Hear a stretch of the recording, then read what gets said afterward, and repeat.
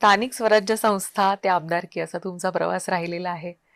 दरवेळेला ज्यावेळी भाजपची यादी येते फार हं. इंटरेस्टिंग असतं ते, कारण त्याच्या आधी ज्या पद्धतीचं एक वातावरण निर्माण झालेलं असतं, अनेक इच्छुक असतात, अनेक गोष्टी असतात. यावेळी आम्हाला ना थोडीशी शाश्वती होती, हां. की तुमचं नाव जवळपास येईलच किंवा तुमचं नाव यावेळी निश्चित आहे. असं फार क्वचित नावांबद्दल खरं तर होतं.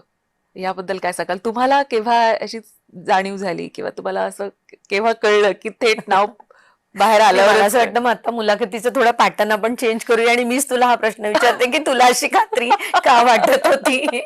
पण अर्थात हे ऐकून मला आनंद झाला, की आपल्याला दुरून बघणारे अनेक जण असतात आणि त्यांना अशी जर का खात्री वाटत असेल, तर ते अ, खूप आनंददायी आहे. मला काय म्हणता येईल त्याला, की खरं तर मी कधी ह्या गोष्टीचा पाठपुरावा केला नव्हता पक्षाकडे, की मला हे मिळालं पाहिजे, मला हे दिलंच पाहिजे. मला असं वाटलं, की त्या-त्या टप्प्यावरती माझ्याकडे जी जबाबदारी आली ना, ती जबाबदारी मी पूर्ण क्षमतेने काम करत आले. त्या-त्या क्षमतेने ती जबाबदारी मी पूर्ण करत आले. त्यातून कदाचित पक्षाला असं वाटलं असेल, की हिला आपण या पदापर्यंत देखील नेऊ शकतो. त्यामुळे त्याच्यातून हे आलं असावं.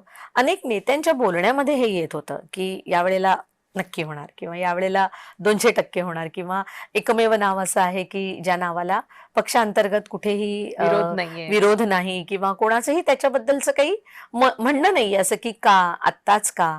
किंवा हीच का? असं काही म्हणणं नाहीये. हे मला नेत्यांकडनं कळत होतं. पण मी खरं सांगू का माझा मूळचा स्वभाव पण असा आहे, की मी अशा कुठल्याही गोष्टींनी ना फार हुरळून जात नाही.